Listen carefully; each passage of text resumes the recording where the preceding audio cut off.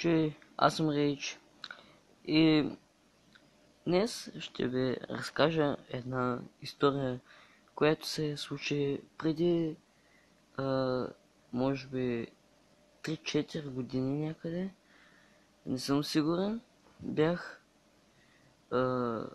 трети-четвърти клас и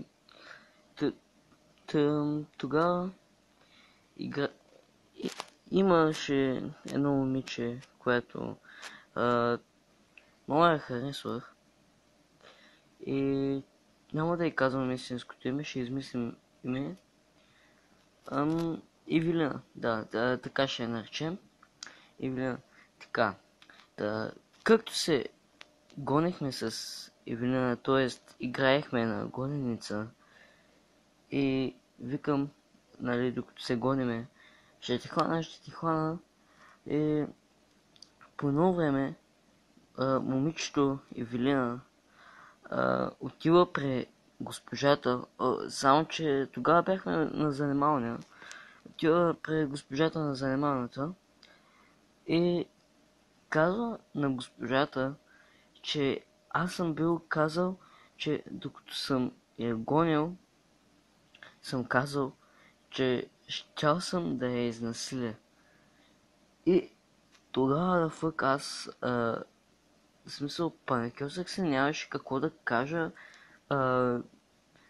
нямаше как да се оправдая то така дума, в смисъл, знаете, и след това аз казвам, нали, оправдавам се, че не съм го казал, може да го е чул от някой друг, нали, защото аз не съм чул никой друг около мен.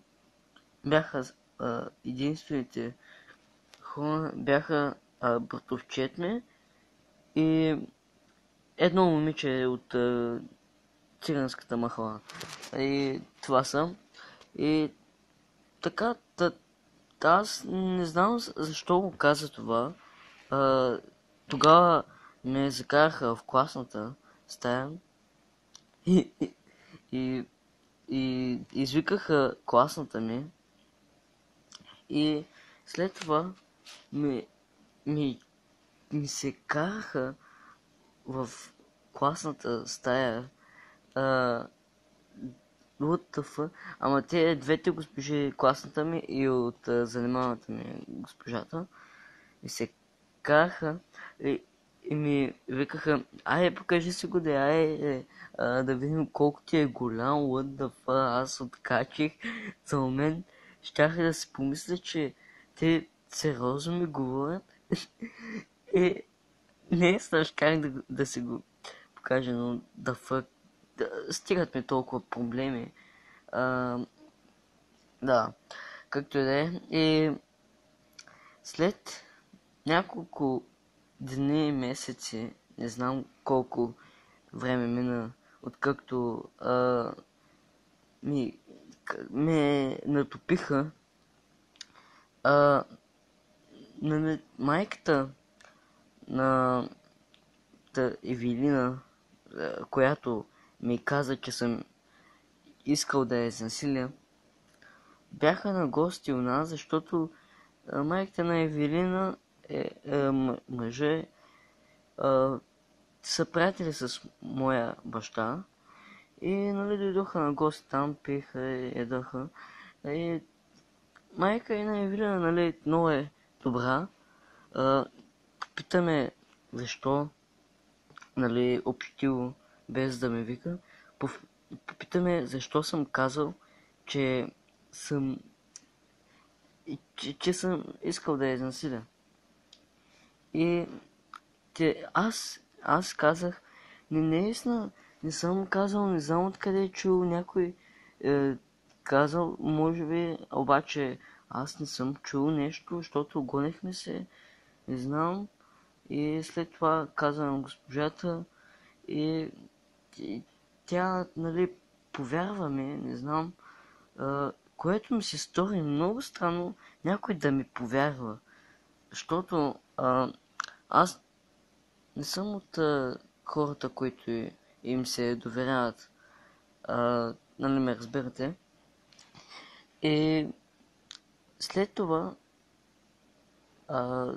майката на Евелина отива при Евелина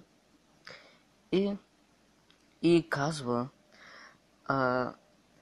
защо защо е казала така, че съм казал, че съм искал да я изнасиля. И нали, тя нали, се... Как да ви успе?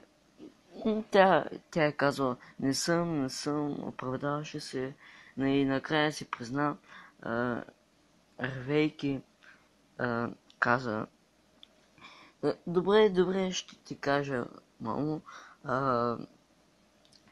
приятелката ми, няма да казвам истинското име, ще измислим Таня, това е измисленото име, приятелката ми Таня ми каза да кажа така, за да го натопим и да му направим лошо, не знам, не си спомням кой е казал, само това си спомням.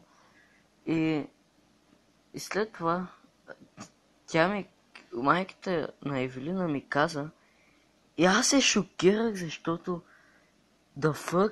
защо иска да ми го причини това? Аз се шокирах. Тя ми провали целия живот с тази дума да fuck. И след това майката на Евелина отиде да каже на госпожи така нататък. И след това Евелина ми се извини и аз се ядосах много. Вие как бихте сте държали по такава дума лътъв? Аз не мога да намеря думи да опиша какво изпитвах към нея и така нататък. И това беше всичко от историята. Надявам се да ви е харесало. И ако искате да продължавам с историите ми, между това е истинска моя история, да не си помислите, че е копирам от някой. И да, това е, аз съм шокиран и още, но както и да е, аз си го простих, защото не съм такъв човек. Така, ако искате още такива истории, харесайте, абонирайте се за още и дайте си мнението под клипа в коментарите. И това беше всичко. Аз бях Рейдж. Ай, чао!